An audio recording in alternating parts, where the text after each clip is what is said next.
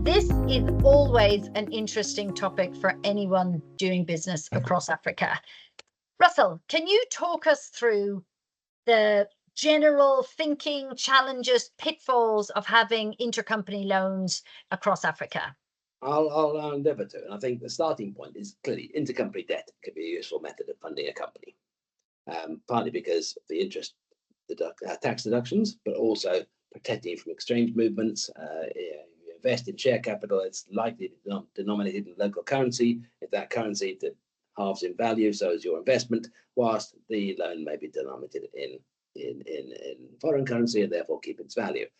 So there's a lot of benefits that are there. And I'm sure there's others around funding and things. And it's also easier to get a loan repaid than it is to get share capital repaid, where there's excess cash in a company. Yeah, and I guess also there's generally lower withholding tax on a loan repayment versus getting capital out, depending on the country. Yeah, no, I think so. Yeah, and yeah, there's certainly less bureaucracy in that if I want to repay a loan, I'd rather check up a loan. Maybe I've got to just the lender to do so. If I want to reduce share capital, I need to set up an appointment with a lawyer and wait a long time and go through some court hearings in all likelihood in most countries. Great. Okay. So we know that in general, loans are going to be better than equity in terms of funding your African sub. But can you talk us through the main tax challenges we see with intragroup debt? Yes, certainly. And I think the first obvious one is that because interest deductions reduce the tax base, countries have taken measures to stop it. So they limit the interest deduction. There are two forms of limitation. One is on how much you can have, which is the main one, and secondly is the rate. So if the high street banks are charging 5% and I want to charge 20% interest rate, I'm probably going to have a transfer pricing problem. And the tax authorities say you can't do that.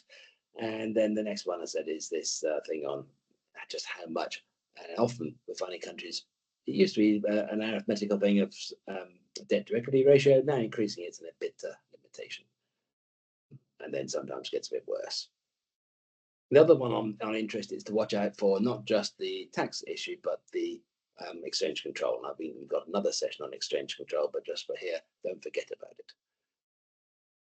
Right, and withholding tax. So now you've got interest flowing out of the company rather, and the tax authority says, well, I want to see some tax on it. So because otherwise, especially if it's going overseas, then I'll lose my chance. So there's a withholding tax. Now the nasty thing on this one, often most countries I've seen, the trigger point for that withholding tax is on accrual, not on payment. So when does the money become the property of the lender? Not necessarily a daily basis when you're accruing it and keep your accounts right, but certainly when there's a payment date, a coupon date, then that's certainly accruing, even if you don't actually pay it because perhaps you can't pay it. But then, and that's what normally happens is the tax authority comes along, does an audit, say, oh, you had all this accrued interest, you should have paid withholding tax, and we want the money and we want the interest on it. Oh, here's a 10% penalty for not doing it on time. So that's a nasty little thing. Transfer pricing I alluded to earlier, but on the rate, and this will apply at both ends of the transaction. The lender and the borrower will both have transfer pricing issues, which of course you'd address in a normal way with documentation of benchmarking, and hopefully it's done in such a way that both countries are content. Hopefully so, at least on the transfer pricing point. Now, just thinking about the thin capitalization type approach, the limitation to deductions, you can now get an inequality because you've got interest which is appearing in the accounts and the tax computation on one side, partly disallowed, fully taxable probably at the lender's side, and fully subject to withholding tax.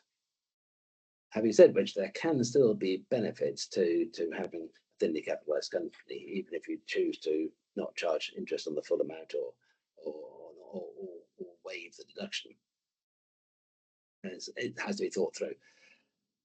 There's a funny issue there in Nigeria, which is the shorthand name for it is moratorium loan. Now, what is a moratorium loan?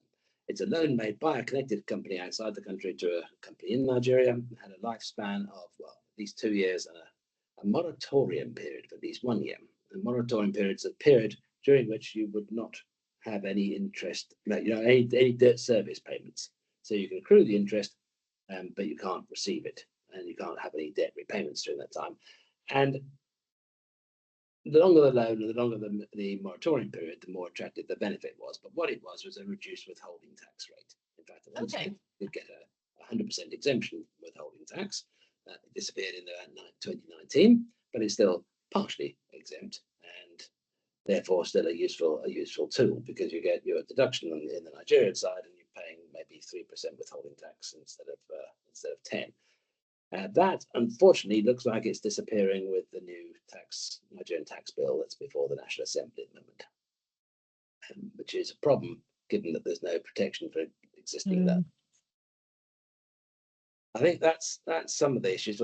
But the big one I find that shouldn't be forgotten about is if you lend money to a group company that can't repay it, or it could be a non-group company for that matter, what are you going to do with it when you can't repay?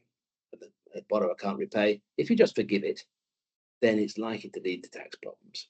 Yep. And most of the tax countries, some have specific law, but even with the law, they'll still say, well, you've got credit in your P&L here, which is where the reduction of the loan will go, so we're taxing it. And you may think I've got a loss to set off against it, but we see some problems with that. Either they say it's a different source, or you forfeited the loss because you haven't been trading for a year, all sorts of things. And bear in mind, the job of the tax inspector is to try and find where he can get some money from you. So that's what he thinks his job is. So yeah, forgiving loans needs to be thought about, or dealing with dud loans needs to be thought about. Quite apart from the other side of the transaction, whether it'll qualify for a deduction as bad debt. Thanks, Russell. I think overall the message here is that financing your African subsidiaries is extremely complex, and there are rules from both the tax and the exchange control perspective, and different rules in different countries. Generally very strict restrictions on how much interest you can deduct in country, often very high withholding tax. Often the withholding tax will apply at a different time to when the cash actually flows. And if you're trying to forgive the loan, there can be punitive tax provisions. So do not fund your African subsidiaries without thinking about it very, very carefully up front. Yes, I think that's a good summary. It can still be worthwhile using debt, but you have to think about it and work out what the consequences are going to be on both ends of the transaction. And we've seen some exciting conversations in Mauritius over the last couple of years on what some of those can be on their end and what tax they will apply. Yeah, and I think the main reason why businesses tend to still prefer debt over equity is the flexibility. It's just much easier in theory to pull back a loan than to pull back equity. And that flexibility is worth maintaining, but we have to understand the additional complexity and tax implications that can arise on the interest flow side. Yeah. I think the other one is on some of the thin cap rules. There could be quite penal provisions, quite excessive penalties if you claim interest which you're not entitled to because of the thin cap rules. Yeah. So it'd be worth then working out what it is and foregoing the deduction. So you can have the interest and add it back in the tax comp so you don't get the penalty.